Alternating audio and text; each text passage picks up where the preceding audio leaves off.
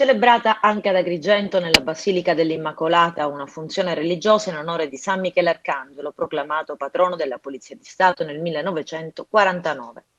Nella tradizione cristiana è colui che combatte e sconfigge Satana. Ecco perché il santo è il protettore dei poliziotti, in omaggio alla lotta che combattono tutti i giorni al servizio dei cittadini.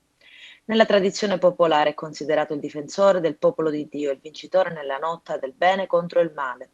Nell'iconografia San Michele Arcangelo viene rappresentato infatti come un combattente con la spada o la lancia in mano e sotto i suoi piedi il dragone, simbolo di Satana.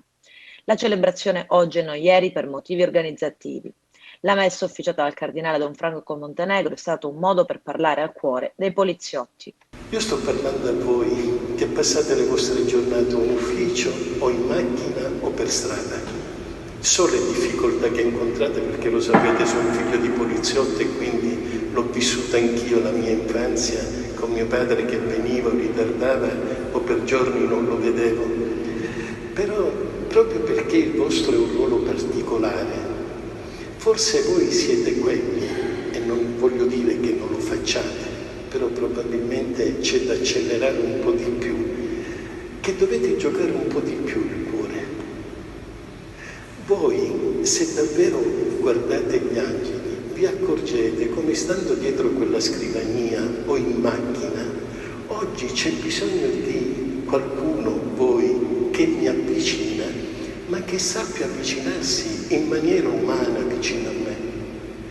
Voi non solo dovete fare rispettare le leggi, ma se siete credenti dovete essere più capaci di amore.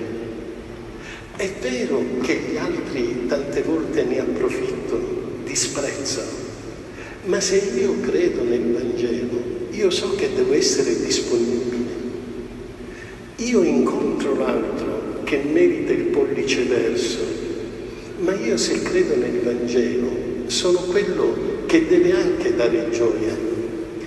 Devo guardare l'altro non solo come il delinquente che ha fatto un male, perché anche quel delinquente, e che strana la vita, e che strano credere, dice il Signore, consideralo un fratello.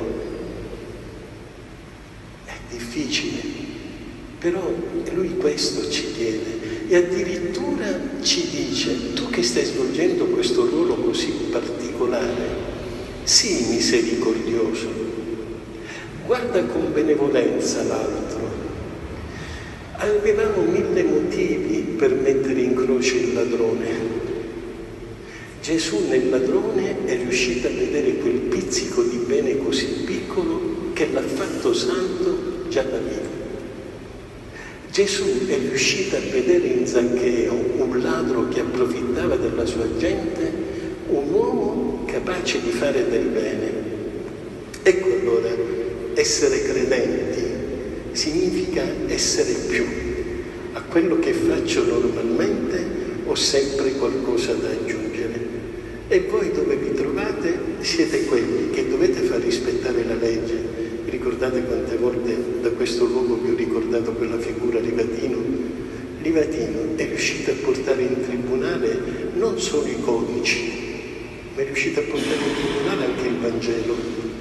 Allora vuol dire che anche nei nostri uffici, nei vostri uffici, il Vangelo può trovare posto e non è debolezza, perché chi guarda il Vangelo e crede nel Vangelo è un uomo forte, perché il Signore ha bisogno di uomini veri, non ha bisogno di mezze figure.